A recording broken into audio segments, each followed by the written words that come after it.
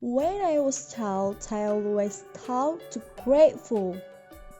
I love to explore different things in life.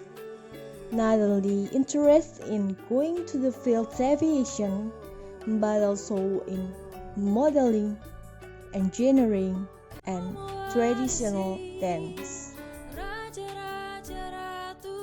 I'm blessed to be Javanese people. There was beautiful nature, beautiful culture, and beautiful people. And I'm proud to be Javanese woman. With the experiences I have gone through, I want to tell other women that women can too.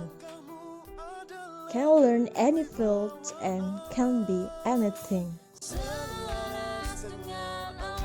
Menjadi putri kebudayaan Nusantara, I would like to improve myself to be inspire people, respect to others, would like to explore tourism and show to the world that Indonesian culture is very, very beautiful.